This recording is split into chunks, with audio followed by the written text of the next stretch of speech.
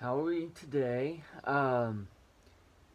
Today, here in America, in our fair country, we are facing something that is called Election Day. It is the first Tuesday of November, and it is an odd number. That whole algorithm that goes into deciding what day election is going to be. But um, because of that, a lot of people are going out there, they're getting into the polls, they're casting their vote, and up until now, we have seen just like, for instance, I've moved into a new jurisdiction recently, this past year, and so not familiar with everything quite as well as I had been before, like where to go for polling places and stuff. So I've had to learn all those things. But the thing is, I've just been inundated, I guess would be the safe word to say, with and just bombarded with all these ads that are the stereotypical attack ads. Don't vote for fill in the blank person because they will punch your grandma in the face or whatever. And it's been something that I've noticed is that it doesn't matter whether it's a presidential election or if we're talking about a midterm election, if we're talking about statewide, local, federal elections, like all these things, the people that are running, they always use this savior rhetoric of fill in the blank candidate is the only one qualified to take on the fill in the blank opponent and to fight for you.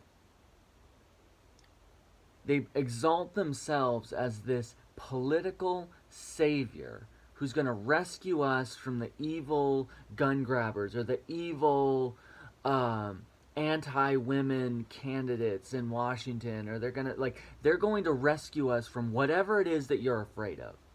Are you afraid that they're going to take your guns? Are you afraid that they're going to take away your freedom of speech? Or are you afraid that they're going to take away your colleges or your ability to get an education, or whatever it is that you're afraid of? This is the person who's going to protect you, and those are the people that are trying to take that away from you. They're trying to hold you in bondage, that are trying to oppress you. And I think it's easy to get caught up in all that because it's very emotionally provocative, but it's also very easy to forget that it's nothing new. That it's something that's existed through politics ever since the very beginning of democratic rule. And we can go all the way back to the ancient world, ancient Rome, in which everyone believed and was, like, the state religion essentially was that the emperor of Rome was God. That he was the ultimate sovereign. That he was the one who's going to be our savior, our protector, our provider, all those things. That ancient Christians were actually referred to as atheists because they refused to acknowledge that the polytheistic theologies of Rome and Greek philosophy and theology, that they only believed in the one God of the Bible. And I think if we actually look into the text, we see something fascinating that happens in the story of Jesus. See, in Matthew, it talks about how Jesus is born, shows that genealogy of Jesus that traces him through Abraham and the patriarchs, through David, and establishing his right to rule over the nation of Israel by birthright.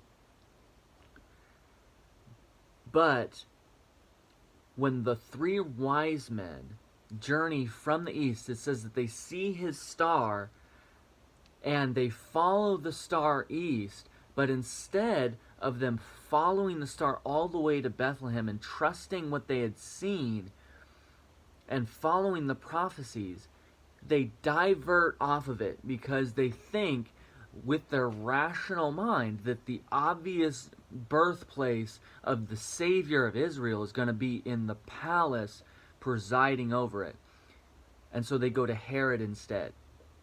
And by doing so, they tip their hand, and they tip off an evil man who was infamous for having proposed rivals to his leadership killed in order to secure his iron grip on that throne, and would result in the genocide of young boys in the area of Bethlehem and Nazareth because they made a poor judgment call because they thought that politics was going to be the place of salvation for this people. But God had a different plan, and that king that was going to come to save the nation of Israel and save all of humanity was going to come in Bethlehem instead, the city of David, which was a tiny little town that actually lived in the shadow of the Temple Mount, basically setting itself up like a personal offense to the Temple Mount, which was the seat of the political leadership that had been where the original king's palaces and things had been, and it's also where the original Solomon's temple had been. You have both of these things that had been set up there that are these crown jewel institutions that all of Israel would have gone to for every kind of guidance, leadership, provision. And God's like, no, I'm not going to use those. And instead, I'm going to have a young, poor carpenter be the adoptive father of my son who was born without human means in this tiny little, like, one well, one horse town, and then raised to be a hardworking, working class person with no pedigree and no physically attractive attributes to him that would call him to our attention. And I wonder how much of that is not an ancient practice, but it is a timeless practice as far as the human instinct, I guess you could say. And so anytime there's an electoral campaign, you have this, I'm going to be your warrior, king, president, whatever. And so we begin to throw our hopes and we throw our fears onto this person in hopes that they're going to be the one that rescues us and gives us peace and joy, prosperity, and provision. So, just as the caveat, just because I think it does need to be stated, is I'm not saying don't vote. I'm not saying don't run for public office if that becomes available to you. I'm not saying those things. What I am saying is those of us who are in that working class and lower, that working class poor, that's whatever you want to say, it's very easy to get distracted by these conflicts that happen on this kind of world stage, I guess, that we forget that Jesus Christ is the only one with the only lasting kingdom. And eventually he's still that Prince of Peace. He is still that hope for glory, apart from anyone. And that no matter what a politician says, no matter what a proposition proposes to do, no matter what a judge or whatever, like, doesn't matter what any of those things say, there's still only one king and one sovereign. And that I remember my favorite quote regarding politics is from John Calvin. And he said that when God wishes to judge a nation, he gives them wicked rulers. And so as we continue to see how it's degraded, that we've got these lesser of two evil choices that keep getting worse and worse and worse, it's probably because God is allowing you the freedom to choose how he is going to judge you. And that might seem a little harsh, that might seem a little controversial, but I can't get away from it.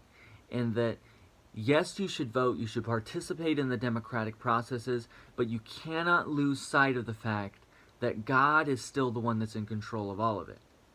That like a river is shaped by its banks, are held in place by its banks, so also is the ways and means of the heart of a ruler held in place by the hands and work of God, the will of his purpose.